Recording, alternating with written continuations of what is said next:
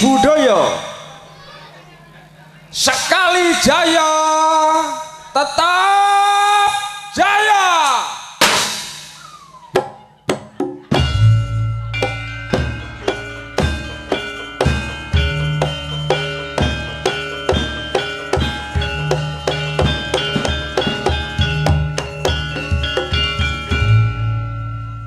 Pati Bumi Minatani Trisakti budaya sekali sakti tetap sakti, sekali jaya tetap jaya.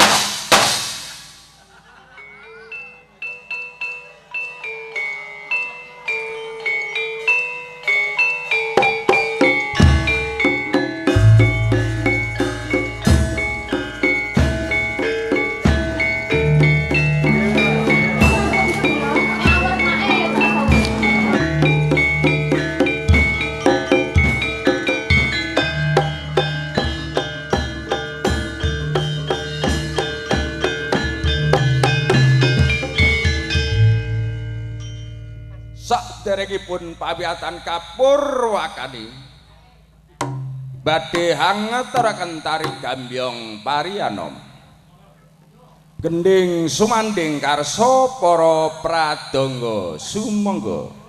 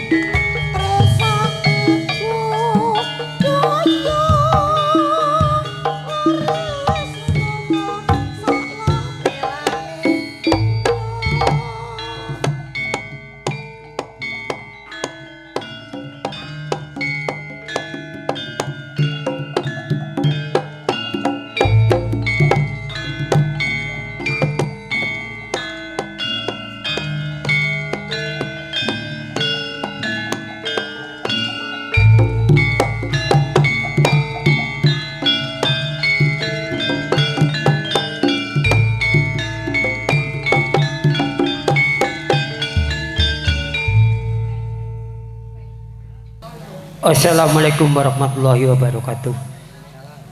Sugeng pinarak, sugeng pambihan kalengah gotong sakti budaya ing dalu menika rombongan kula Trisakti Budaya badhe ruwat nggih. Niki meh jame nggih. Dadose dipun ruwat riyin, mangke sak ruwate badhe ruwatan, mangke barengan ngoten nggih. Mojo ana ledheke barang ngoten nggih. Mengki sampun jame ngan iki kula jak neseni purun Bu nggih. Nggih, nek leres-leres niki dinten niki badhe ruwatan wonten ing dalem iki badhe mriki sekali mboten wonten alang reda awasipun. Ingkang nglampahi niki kula dadene jenengan ming nekseni.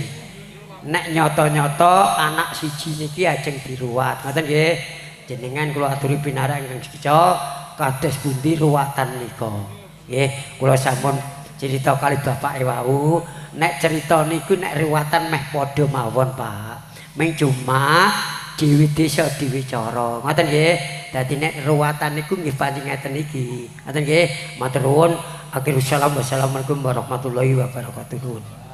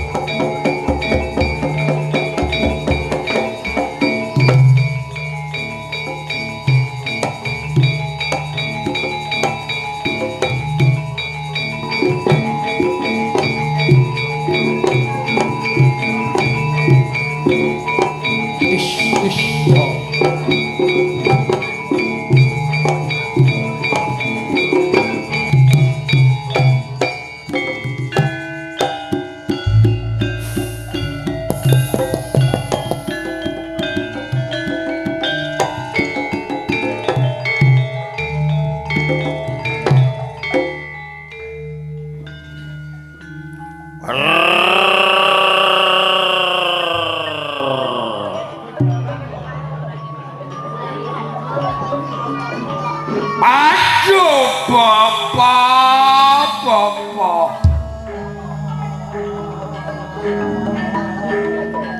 Senajan wujudku kaya ngene.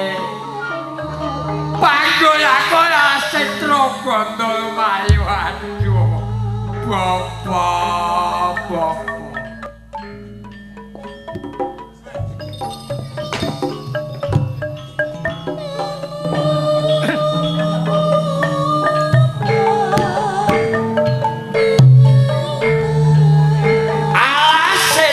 Gondol Mayu paling basanku ngliwak-ngliwo adoh rado kidul cedak lutung adoh warung aduh bapak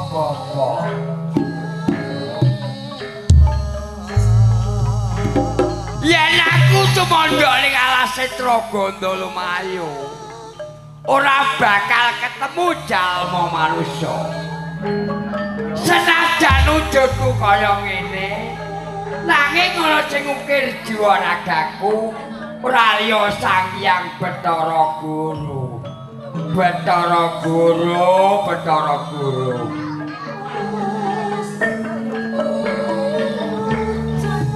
Yen tarumake kabar lawan bakul sinambi wara. Sang Hyang Bathara Guru panggonane ana ing Jonggring Saloka. Jonggring dhuwur Saloka putih.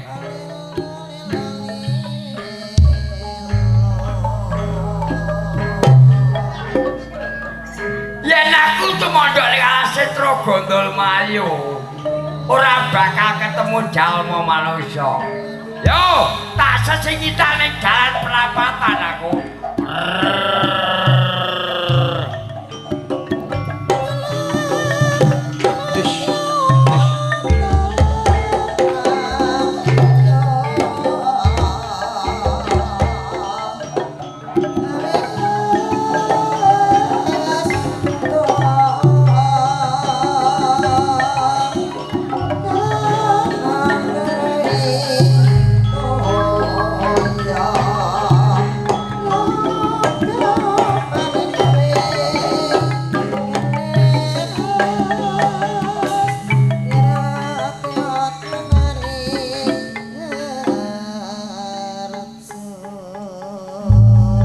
Assalamualaikum warahmatullahi wabarakatuh.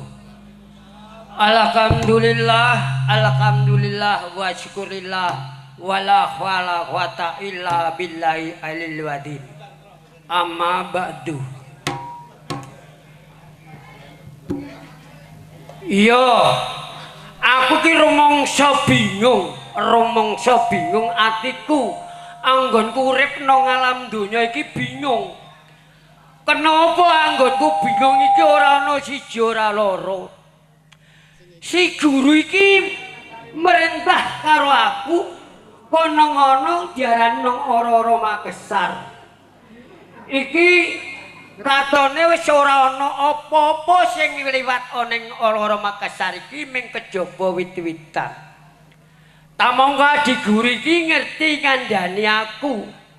Kowe aja bali-bali yen durung ana piye lan piye kowe aja nganti bali ana ngarsa padha ya nang adi guru. Ya muga-muga aku bisa ketemu apa sing dikarepe bapak guru lan adi guru iki. Nang kene iki ana apa aku tak ngomong sumedi dhisik supaya nyuwun karep koso sapa sing ngerti ati.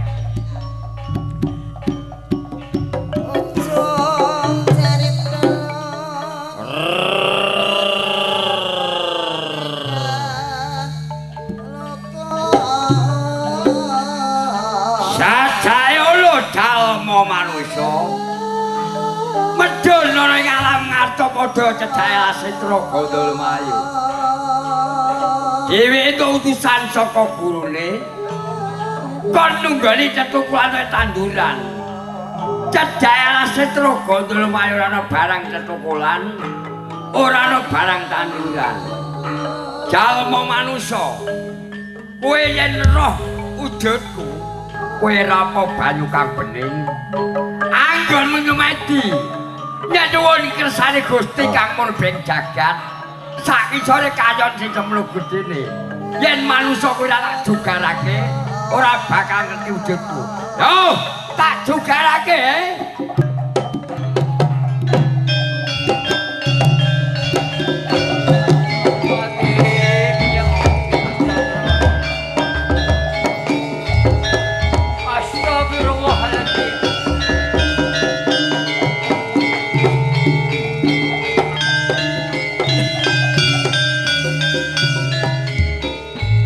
Astagfirullahaladzim la hawla wa la quwata illa billahi alil azim. Ya Allah Gusti, Gusti. Mbok menawa iki dalanku sing dikandhani karo adi guru ora ana wit-witan apa wae ora ana wiwitan, ora ana wuwan sing tukul ning nongkor sapada iki kok ana wujuding kewan sing semene gedine bisa tata jalema. Ya Kisana. Aku ora tambuh. Duk sira karo kowe ora. Sing mesti iki kowe iki sapa kok bisa tata jalma kon menuju Musa. Maka wujute kewan, kowe kok bisa tata jalma iki ngene yen ora ngerti. Iki menungso sing titahen Gusti sing karya jagat sing diarani wong sing sekti kowe iki. Jalma manusa. Ya. Aku larap-larap saka Asitra Gondolmayu. Cedhak ora ngarepmu. Iya. Aku ora bakal ngemah-ngemah kowe ora. Nanging kosok baleni. Kosok baleni jalma manusa. Sapa sing dadi dosa namamu jalma manusa? Kowe takon karo aku. Ya tak wangsuli wong ana pitakonan kudu tak wangsuli. Iki aku ki loro jenengku. Ya, yen kowe takok jeneng iki loro, ora telu loro. Sing diarani aku dalang pangruwatan. Siji.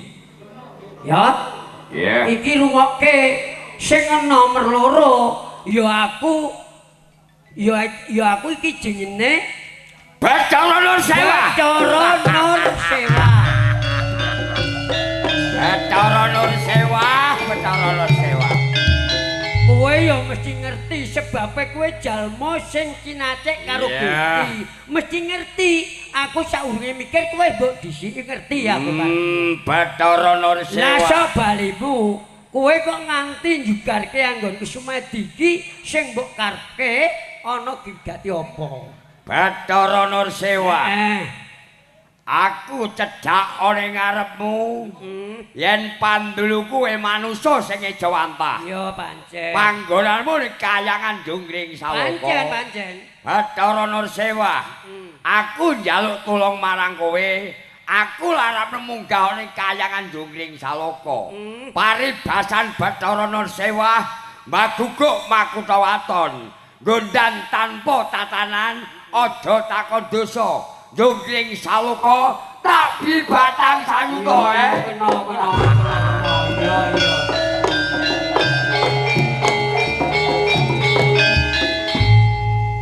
Ulop. Kowe kena. Ya mengko tak aturke, ya Adi Guru tak aturke. Meng aku njaluk syarat-saranane. Syarat-saranane. Kowe kudu dupan sopan lan santun, kudu mbok nggoni. Sebabe nang Kayangan Jungkring Saloka iki, Jungkring diarani dhuwur, Saloka putih. Panggonane wong sing putih, panggonane wong suci. Mengko tak aturke, meng kowe njaluk aku njaluk irama loro. Kowe duwe kudu sopan. Ya. Ya ngono. Ya. Ayo, tak urute Bathara Adi Guru ya.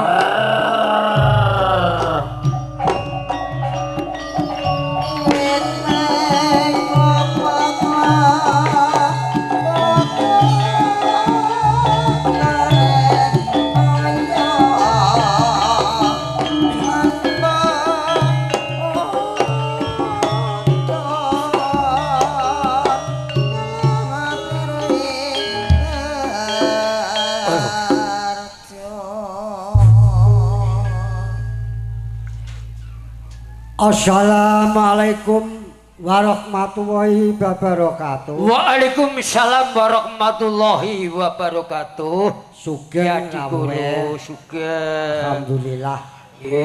Dene wonten kelepatane abdi panjenengan kula nyuwun agung samudring kakatha Bapak Guru. Ya ora liwat Nggih, pamujiku wae tampanono. nggih sami sak padha-padha. Anggen kula ngabdi wonten ing ngarsa panjenengan boten wonten alangan turbeta napa awal ngantos akhiripun. Kakang Nur Sewa. Kados pundi Ki Adi Guru? Sawise dika kula aturi Nggih. mapan wonten ing alas Setra Gandalumayu. Salah sawijine nunggoni tetukulan utawa tetanduran. Apa to pawujudane, paoleh-olehane? Kados pundi, Kakang? Ngaturi panunganan Ki Adi Guru. Senasa kula menika cat ketok cat mboten. Kula tunggu wonten alas Setra Gandalumayu menika wujuding tela-tela pohong mboten wonten. Ingkang wonten ingkang jumudel niku wonten ing kewan ingkang saged tata jalma. Lah menika nganang-anahi Ki Adi Guru. Astagfirullahaladzim. Kados ngoten niku kados Sawising kowe nunggoni tetukulan utawa tetanduran, ana sak tebes piringe ngalas Setra Gandalumayu. Inggih. Ana salah sawijining titah bedasan. Gedene padha gunung anakan ya nangup kaya windu lengkara apa kaya ngono. Nggih. Apa ya wis cemedhak. Sampun menika mandar ngeten piyambakipun badhe sowan wonten ngarsa panjenengan Ki Adi Guru. Apa sing dikarepno? Duka mboten mangertosi menika sampun wonten majeng kiwa piyambak menika. Ya. Kula apa bener ature Kakang Nur Sewah Ya. arep temedhak ana ing Jonggring Saloka. Jonggring dhuwur Saloka putih. Panggonane para widodara widodari apsara-apsari. Keneng apa kowe salah sawijining titah gedene padha gunung anakan bebasane nangup kaya windu lengkara. Apa to sejatine sing kok karepake kula? Jalma manungsa. Aku ora tambuh marang sira. Sapa sing dadi dosa namamu jalma manungsa? Kowe takon kelawan aku. Ora ana siji loro katlau Bathara Guru. Bathara Guru.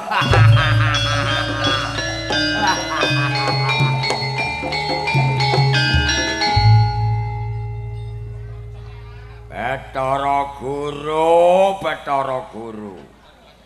Kowe aja enak kapenak ana ing kayangan Jonggring Saloka Bathara Guru. Iki dina Bathara Guru. Kowe gelem tak akoni wong tuaku, ora gelem akoni wong tuaku kowe. Astagfirullah.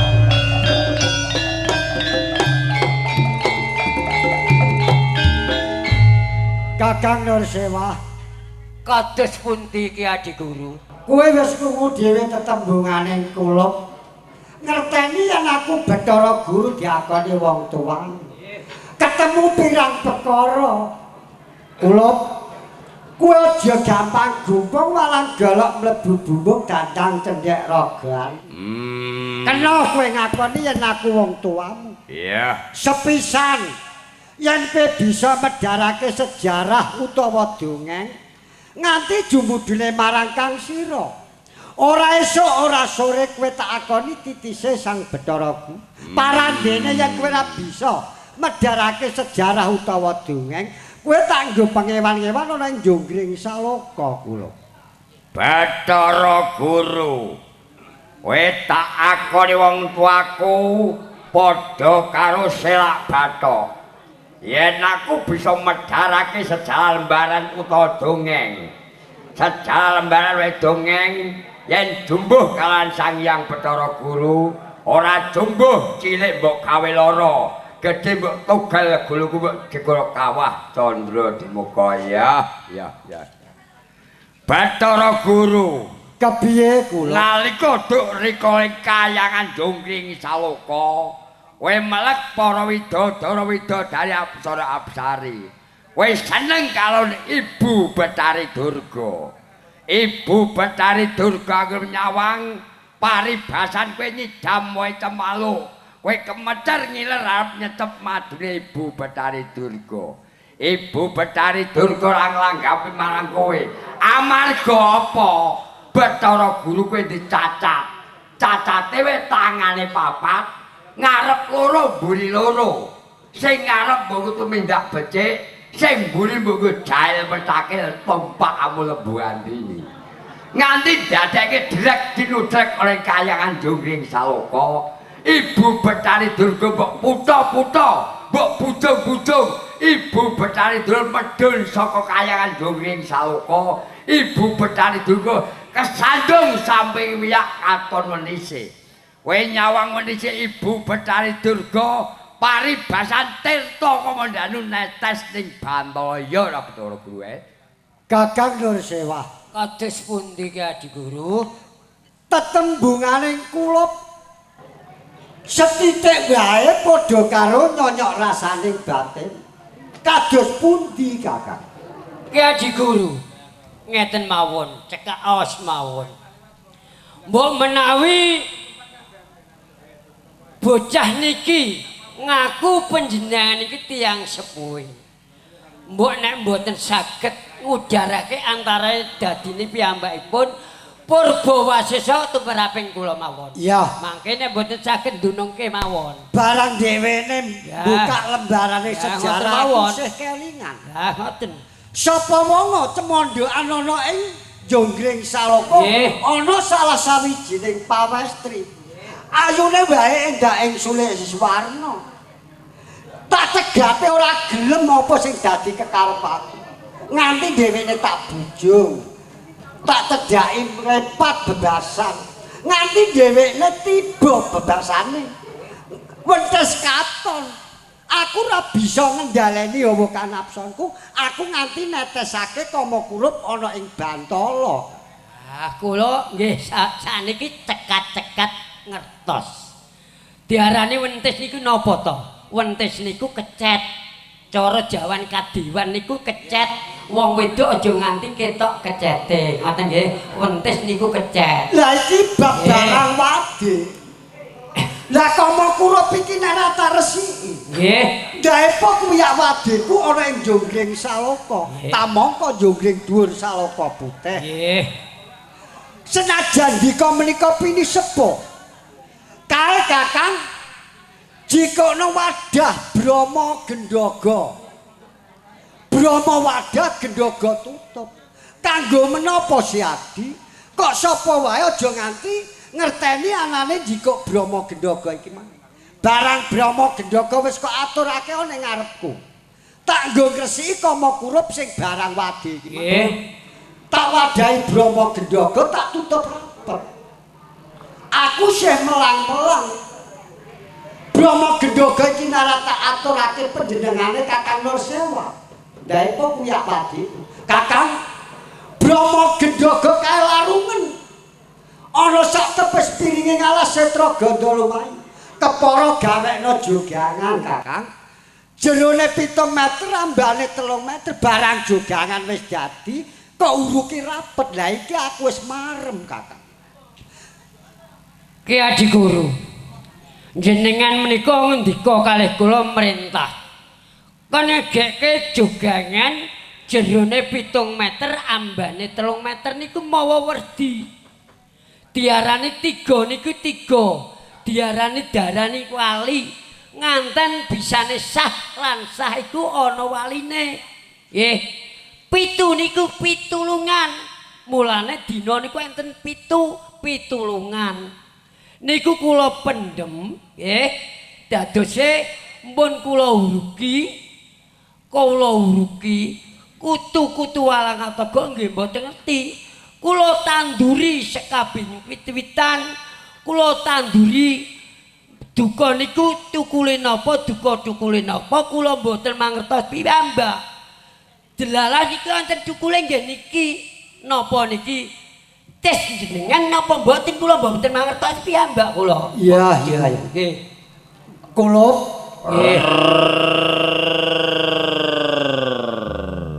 Sabanjure kepiye kula? Sampun cetha Bapak. Ya. Rama Gendhoga dilarung kalian Bathara Nursewa tekan tengah alas Setra Gondol Madene jogangan jerone 7 meter. Ambane 3 meter. Jogangan dadi Brahma Gendhoga templungne jogangan diuruki rapat tanduri sekabing para wiwitan jalma manusa samar karo alas Setra Gondol Mayu. Anggone mendem Brahma Gendhoga kalian Bathara Nursewa ngancik 3 sasi lawase. Pandeman Brahma Gendhoga saya mongkok ngancik 7 sasi lawase. Pandeman Brahma Gendhoga saya mongkok ngancik 9 sasi lawase. Alas Setra Gondol Mayu ana sangkan dumadine. Lesus mahara-hara wiwitan padha coklek padha cedhol. Pandeman Brahma Gendhoga ngancik 9 sasi pundhul 10 dina ketenjang lesus. Kene astagfirullahaladzim. Aduh Babar pisan ora nyono-nyono. Senajan wujud kula kados ngeten menika putra panjenengan. Sejatine ngono kuwe titisku ya jare. Kuwe sing gedhe pangapunten. Sampun Ki. Panjenengan ngakoni yen kula Ingkang sampun kelajeng ampun dipun ungkit-ungkit Ki Adi Guru. Sampun to. Patutan kelawan Betari Durga ya wong Sampun. Ingkang sampun kelampan ampun dipun ingkut-ingkut kersane mendhu adem Bapak kula. Ateges gogor amatun keboran nuntun. Sampun.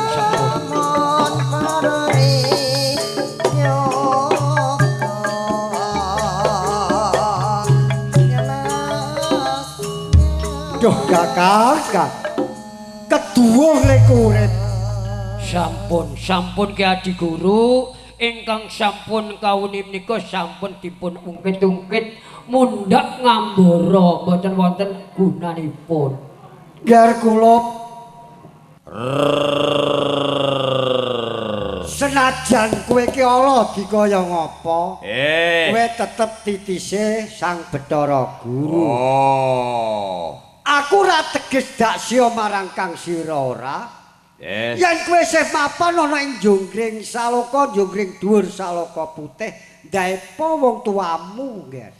Bapak Sang Hyang Bathara Guru. Ya. Kula sampun ngertos. Yen kula tumandhak sangisore jonggring saloka, kadengan para widodara-widodari padha kalih kuyak wadi panjenengan. Kula boten mbagunggu makuta waton boten, Bapak. Kula prana cating papan dinung kula nyuwun bebana tigang perkawis. Apa Nger sing kok jaluk? Bebana kula boten Mas Picis Raja Brana boten. Bebana kula sepindah kula nyuwun tetenger. Amargi menapa tengah Setra Gondol Mayu nika kathah kancane kula. Wonten kethek, wonten lutung, wonten mirmut. Cilik mibel jengene lemuk. Kolet-kolet cilik jengene cacing. Kula agengipun kados gunung anakan ditakoki kanca-kanca kula boten saged jawaban Bapak. Kaping kalihipun Bapak, tengah Setra Gondol Mayu menika gung liwang-liwong. Adol ora ado kidul, cedhak lutung ado warung. Sanjangan kula teter buter kados ngeten. Kula nyuwun sanjangan kangge salin wonten Setra Gondol Mayu, Bapak. Ya wis ana trepe, Nger. Anak polah wong tuwa bakal kepradah. Apa sing dadi panjali anak yen anak mituhu kelawan wong tuwa? Kakang Nursewah, Kakang. Kados pundi Ki Adi Guru? Kowe wis krungu dhewe tetembunganing kulup. Nggih. Sepisan njaluk jengen kaping pindhone njaluk sanjangan. Lah iki. Lah jengen lan jengen kados pundi ampriye Kakang? Nggih, ngeten. Jenengan menika ampun ngendel mawon. Mboten ateges kula ngendel menika mboten. Kula niki ngendel niki mikir. Mun wonten paribasan anak polah bapa keprada. Sampun ngendikan wawuh ngoten. Lah nika nyuwun jengin. Lah jengin menika nggih kudu diruwati, kudu diitung. Nggih, cara wong kuna-kunane wong Jawa-Jawane niki nganggo hitungan. Nggih, nek niki kula tak urun-urun rembug. Cara kangge bumbune pawon karsane sedhep, kula tak melok urun-urun. Ya, ya. Niki kula tesih eling kejawan. Kula itunge riyen nggih, kula itunge riyen menawi jumbuh kalih dikane panjenengan, kula nggih matur nuwun. Kula itunge kersane dadi bocah nggih kersane apik, kersane makmur uripe. Ngoten nggih. Mulane jengin lan jengin riyen niku dinut kele wong tuane. Ngoten nggih. Niki ya sewu kula tak ngendika ajeng damel jengin kula senajan kula niki ora wong tuane, kula tak mula rembug. Niku kula tak nyuwun nggih. Tak ruwati huruf 20 niki nggih. Hana caraka data sawala padha jayanya mangga batanga. Niki huruf 20 kula tak urun rembug kali jenengan kula tak titip. Titip bab menapa, Kak? Kula tak titip huruf ba mawon.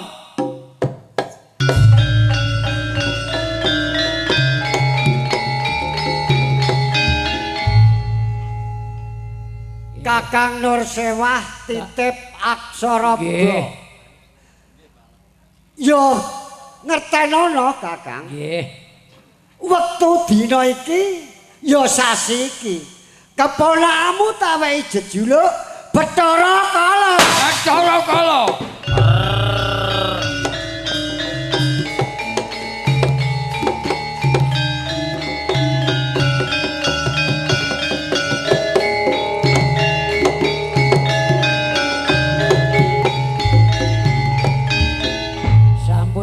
Ya Adi Guru bingah putra jenengan senajan pun jumbo niki jumbuhe pun member manggon pundi kan ya sampean tangklet ya ramane Bathara Guru ibune Betari Durga anak-anak tak jejuluk Bathara Kala niku pun trep mulane gawe jeneng niki ampun adoh-adoh kalih wong tuwa lanang. Ngoten nggih, ngoten mawon.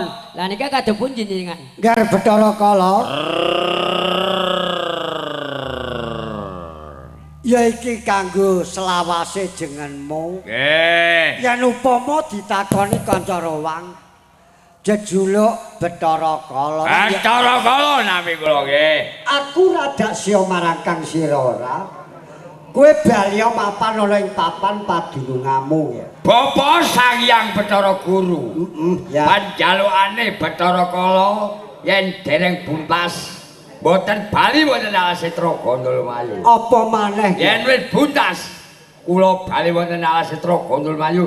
Kula nyuwun sandangan Bapa kangge salin. Kados pundi ya Adi? Kowe njaluk sandangan kanggo salin. Kakang Nur Sewah. Kados pundi? Apa ya sandangane keponakane iki wis cemawis apa durung? Kowe wis diakoni putrane, kowe kok cara wong kok pabrik ape mbok untal sak pabrik-pabrik. Iya. Iki wis cemawis. Mbok menawa kowe kurang paham yuk ditilik iki ya ana. Ning ndi Bathara Nur Sewah? Nang jaji sapitu.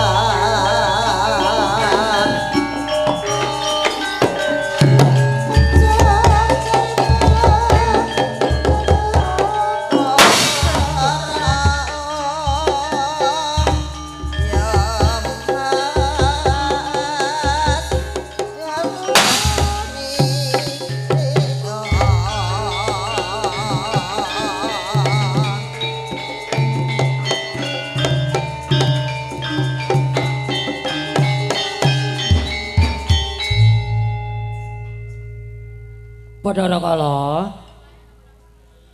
Bathara Kala.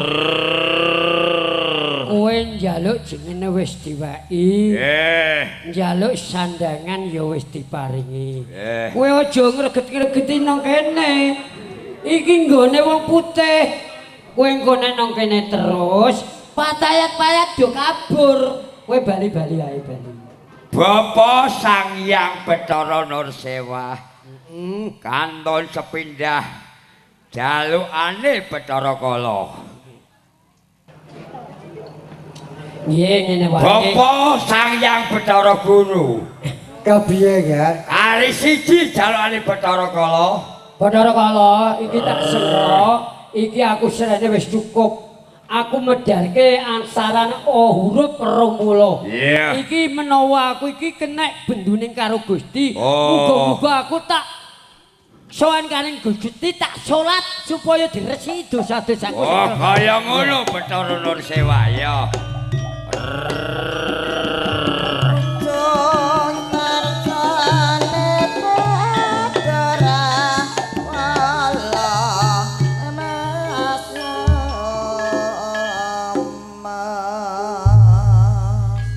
Ger Bathara Kala. Sawise kowe njaluk sandangan kanggo salin wis cukup sekabihe apa ya isih ana sing kekurangan? Yen kanggone Bathara Kala sampun cekap kangge salin Mulana Setra Kondol Mayu Bapa. Bagus yen kaya ngono. Aku ora teges dak sia marang Kang Sira ora. Jengen wis tak wenehi sandangan cukup sekabihe. Kowe bali mapan ning papan padununganmu ya. Bapa Sang Hyang Bathara Guru. Ya. Kantun sepindah jalukane Bathara Kala. Apa maneh? Wetenge Bathara Kala kados dilek setan. Kula njaluk mangan. Astagfirullahaladzim. La haula wala quwata illa billah. Babar pisan ora kenyono-nyono. Jengen wis tak wenehi. Sandangan cukup sekabihe. Kowe pungkasane njaluk mangan.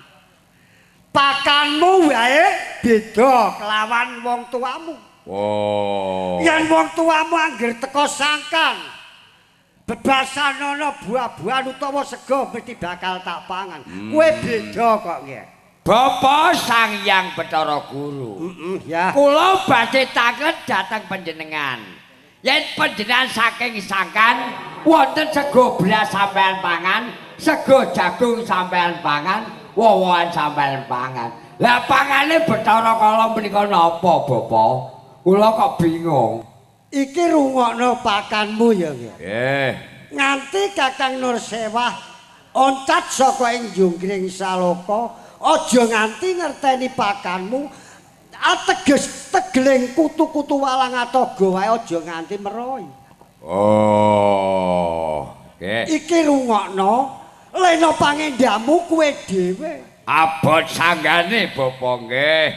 Sepisan yen ana titah Adam nglairno apa nang jabang bayi. Kawujudan loro cacahe. Wadon kabeh ora ana tunggale mung loro. Iku sing diarani anak kembang sepah. Parandene wong tuane kok ya ayem tentrem. Ning di papan durunge kena nggih kok klambriangi nggih. Layak Bathara Nursewa roh sakjroning pinarah. Panganku ora rupa sego blas ora. Panganku yen ana titah dam, lain opo nang jabang bae jangkep loro, wadon kabeh. Iku sing diarani anak kembang sepasang. Anak kembang sepasang, wong tuane lanang karo wadon, etok-etok ora ngerti, etok-etok lali. Aja takon dosa. Leno kaya tadiah kala mangsa ya. Tak cateti apa meneh Bapa? Napakaning Bathara Kala sanggon-gon ya. Oh. Beda yen karo kadangmu. Melok melati melok mung irama loro. Lah kadang kula melok melati melok kados pundi Bapak? Iki rungokno. Nggih. Yen ana titah Adam, nglairno ponang jabang bayi ora wadon ora lanang. Barengi pletheking Surya, iku sing diarani anak julung basin. Karo barengi amblesing Surya, iku sing diarani anak julung wangi. Iku yen kadangmu melok melati ya melati melok. Nek Bathara Kala sak nggon-nggon. Iki sih ana maneh. Yen ana titah Adam, nglairno ponang jabang bayi ya jangkep loro maneh cacahe. Ora ana tunggale mung loro. Mbarep lanang, mburi wadon, iku sing diarani anak kedana lan kedhini. Ewadene wong tuane kok ya ayem tentrem. Neng di papan dununge kena nger kok kelambrangi nger. Bapa Sang Hyang Bathara Guru. Yen ana titah Adam, lairno punang jabang bayi jangkep loro, lanang karan wadon, sing diarani anak kedana lan kedhini. Wong tuane lanang karo wadon, etok-etok ora ngerti, etok-etok lali. Oh, aja takon dosa. Leno kaya tadah kala mangsa ya. Tak bunili apa meneh Bapak? Oke banget pakaning Bathara Kala. Nggih. Iki sih ana maneh ya. Yen ana titah Adam, nglairno ponang jabang bayi jangkep 3 cacahe. Ana pindah wilahe. Iki mung 3. Kowe kudu tanggap ing sasmita. Lena pangendamu kowe dhewe, Nger. Iki mung 3. Mbarep wadon, tengah lanang, mburi wadon. Iku sing diarani pancuran dibit sendang. Iku ana wolak-walike. Yen ora percaya, kae sara widekno pilih sepuh.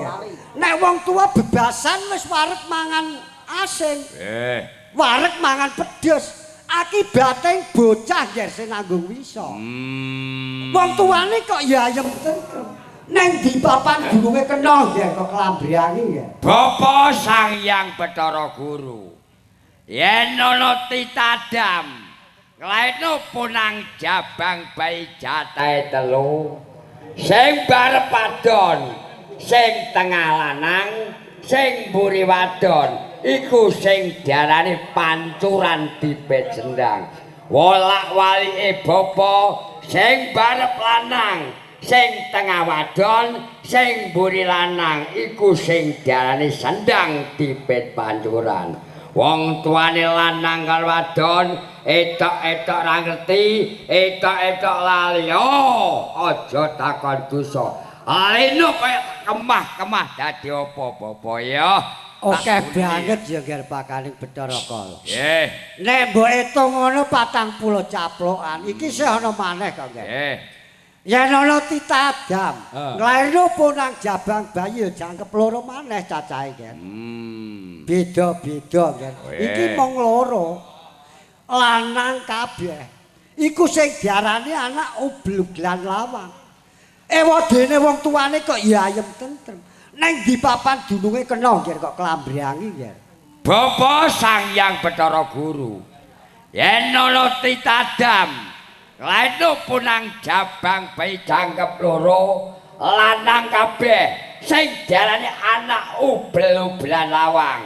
Anak ubel-ubelan lawang, wong tuane lanang karo wadon, etok-etok ora ngerti, etok-etok lali. Aja takon dosa. Leno kaya tadah kala mangsa ya, tak bunili apa meneh Bapak? Oke banget pakaning Bathara Kala tirik-tirik. Nggih. Isih ana maneh, Nger. Nggih. Wancine bedhug jam 12 sengenge dedeg. Ora nom ora tuwa. Mlaku ijen ora gelem ngaso. Kena nger kok tadah kala mangsa. Pancen cadanganing Bathara Kala.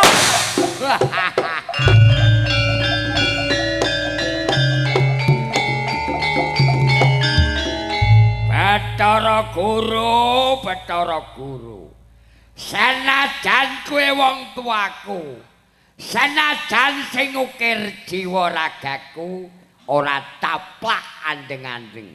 Wancine jam 12 bedhug, kowe ijen kaijenan. Senajan wong tuaku, Ayo tak tadah kok mongso kowe ya.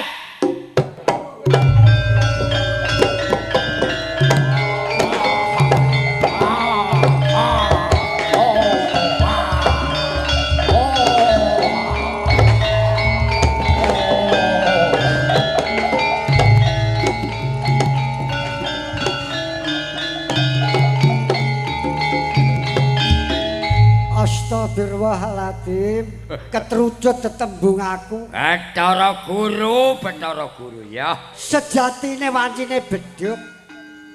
Sing mlaku ijen iki rak ya wong tuamu sing ukir jiwa ragamu. Keneng apa kowe kok tegel-tegele arep nadah kala mangsa wong tuamu ya? Betara guru. Ya. Kowe ra kandha karo Betara Kala. Wancine jamlan bedhug wong tuamu aja tadah kala mangsa. Tembungmu kepleset. Kowe ra bocah ndek isore. Kowe ra bocah kok. Ayo mapan kemah. Mbok yo sing gedhe pangapuramu. Sing ukir jiwa ragamu. Ya. Iya. Yen kowe sing beguguk makutha waton gondan tanpa ratu. Iya. Gelar jajar. Aku sumadya kok ngger mbok. Tadah kala mangsa mbak arep patiku. Kaya ngono. Nanging aku njaluk inah sawetara. Njaluk inah apa Betara guru Aku tak adus jamas ngresiki jiwa ragaku, besok patiku ben sampurna donya sampurna ning akhirat. Kaya ngono, ayo. Ana sawetara.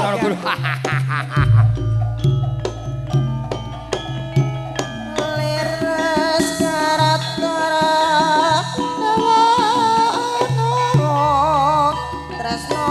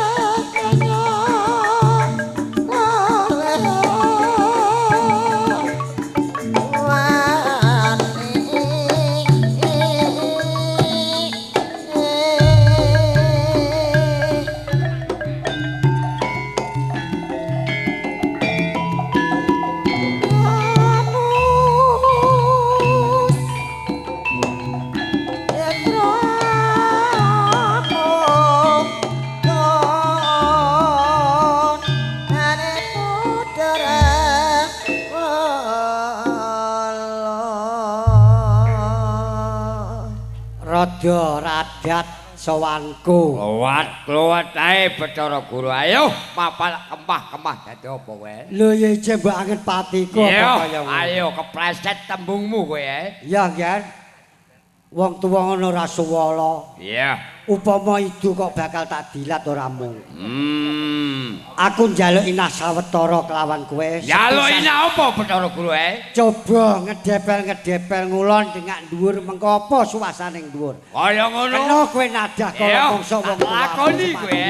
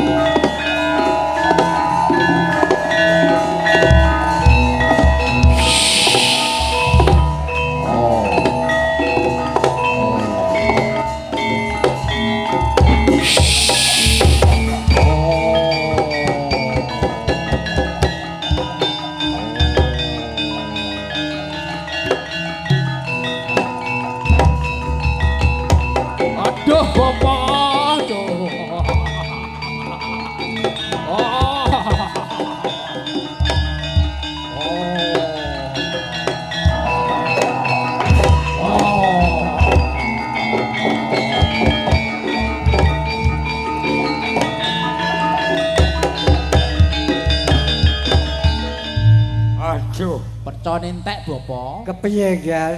Rek pentol pirang-pirang kok sontek.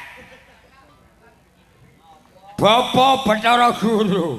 Kepiye, Gal? Kula aturi sabar tiwas. Sabar panjenengan tiwasipun Bathara Kala.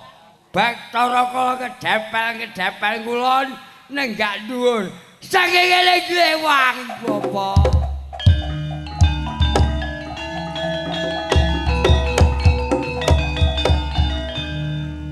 Sawising aku adus jamas ngresiki jiwa ragaku, besok patiku ben sampurna donya sampurna ning akhirat. Aku kongkon kelawan kowe ngedepel ngulon dengan sengengene wis katon lengsir apa kaya ngono. Mboten wantun ada kala mangsa panjenengan. Apa ya wong tuamu arep mbok angen patine wis sumadya kok nggih. Bapak Sang Hyang Bathara Guru. Ya. Kula ngetan kedang-kedangan tembok. Kula mboten ngertos sengenge Bapak. Kula mlayu ngidul. Menika wonten bengkanganipun. Ya.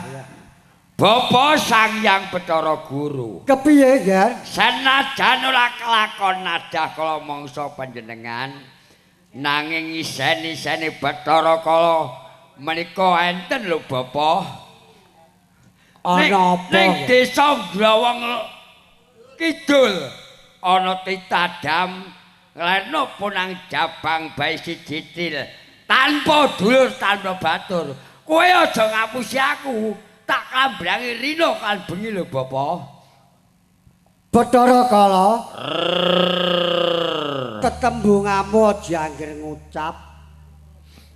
Kowe kok iso ngarani nang Glawang Kidul. Ana titah adam. Nglairno punang jabang bayi mung siji til tanpa dulur tanpa kanthi. Upama kowe tak takoni siji-sijine apa bisa jawab? Apa sing mbok takokake Bapak? Sapa sejatine wong tuane lanang? En takon bapake Mas Chandra Dian Haryanto Bapak.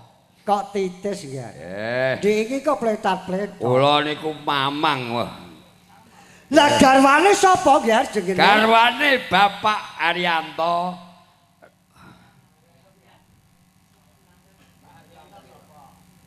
Rawiyah Bapak. Aja angger ngucap lho. Takokake karo Widodara Bapak. Iya, iya. Lah kadangmu bocah Ondalandil sapa Ger jenenge? Adik kula Radi Tia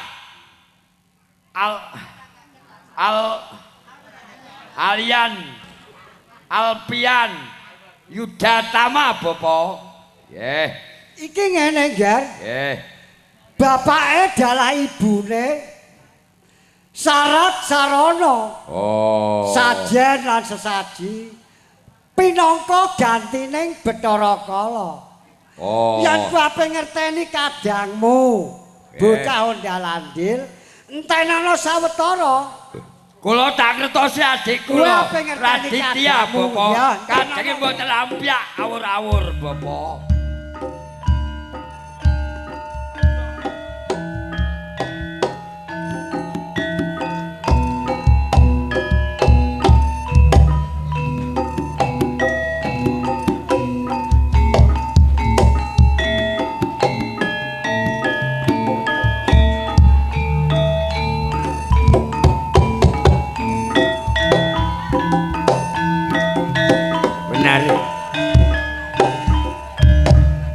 Benar nih.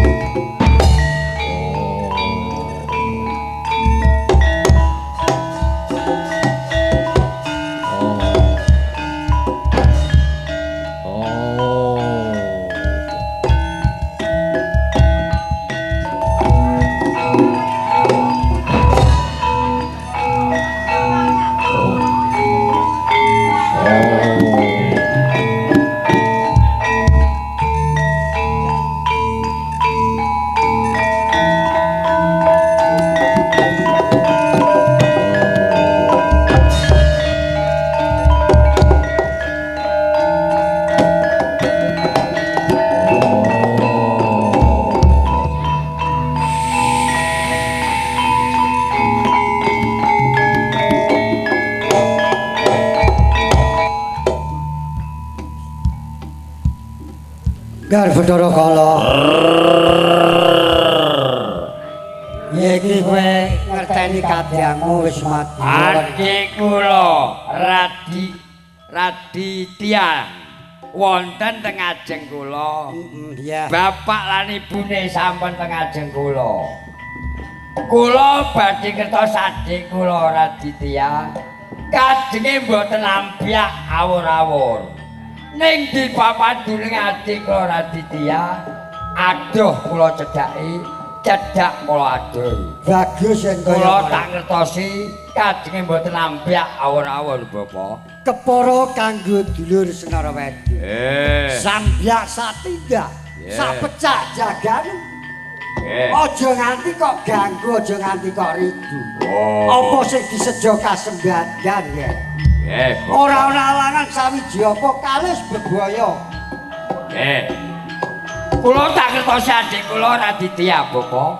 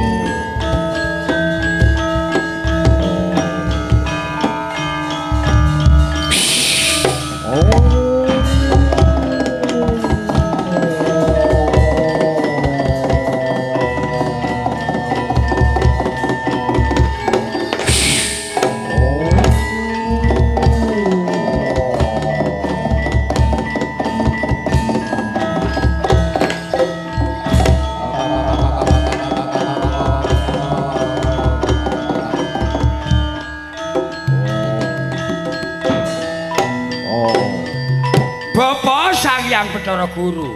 Kepiye, Kang? Kula dereng marem. Adik kula Raditya badhe kula kemuli sauntara. Kajenge ayam tetrem ngasuh kawruh lan bapake bapa. Sing ati-ati ya, Kang.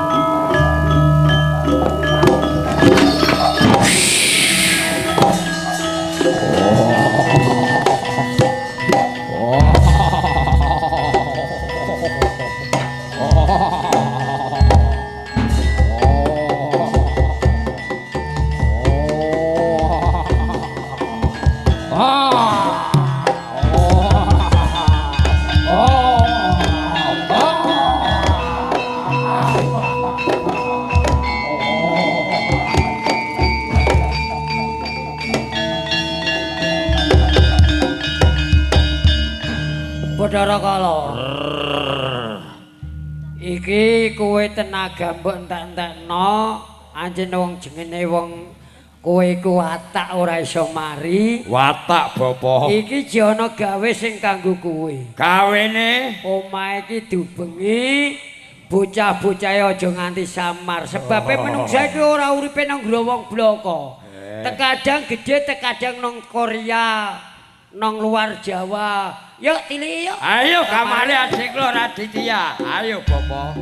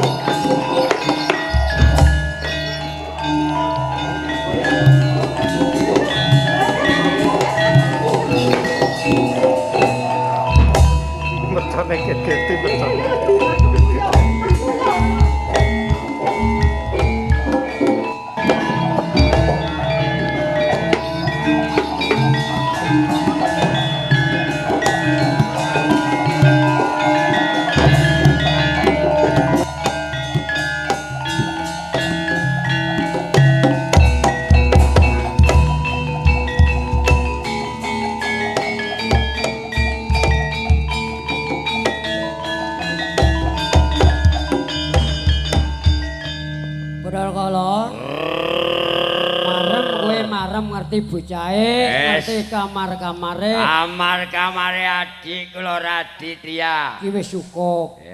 Kowe ora usah nang kene suwe-suwe. Sebab iki aku kon ngandak kebisan bloko iki laire ancen pas ngedepi jam 11 ngoten Bu nggih. Dadine niki luwih kurang. Dadine kurang ora apa-apa nggih. Luwih kurang ancen laire niki pas jam 12 nggih.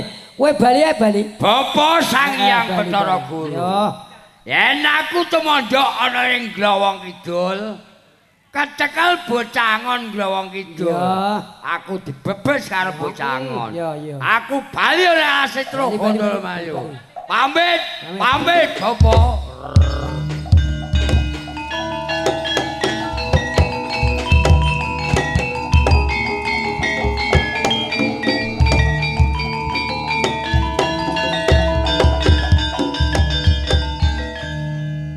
sewu Mas Pengalong kula nyuwun gelang sing elek. Kula nggih ngringkisi niki nggih. Niki Mbah Semangka Mbah niki rupane nggih. Niki jelas semangka Bu nggih. Ming nek sampean dilat nek kula mboten sampean mboten percaya niki amis. Nggih ngeten. Mulane kula nemtokke bocah sing sunat niku mesti duwe penyakit. Ngoten nggih. Niki kersane diringkesi mangke kula pajar tak canginge tak buak nang pasar utawa nang segelap. Ngoten nggih. Mun Mas kersane dikukuti balane kula bocahe kula dhewe. Mangke nggih. Kersane nggih ampun salah paham nggih. Nek kula niki nggawa ngono iku jak mogok kula nggih. Dadine niki kuwabeh niki panci kula buak Bu nggih. Ngapunten dene wonten kelepatane senine kula anggen kula ruwat dene wonten kelepatane sithik mbah berah kula pancen menungsa lumrah kula nyuwun geng samudran kathah niki sampun rampung anggen kula ruwatan niki kantun nutukke barungan jalukane niki engko nek bar mbah ana apa niki mungkin nggih sediluk mangke terus enten sakile sunat ben sing mbae ben guyu nek iklik terus sawerane dicawisno nggih wong are nek sawil iki are ape ana reoke nggih niki ana reoke reok niki saking Magetan Bu jenenge mboten ban-banen barungan triwil iki reoke saking Magetan yuk bro ndelok reok bro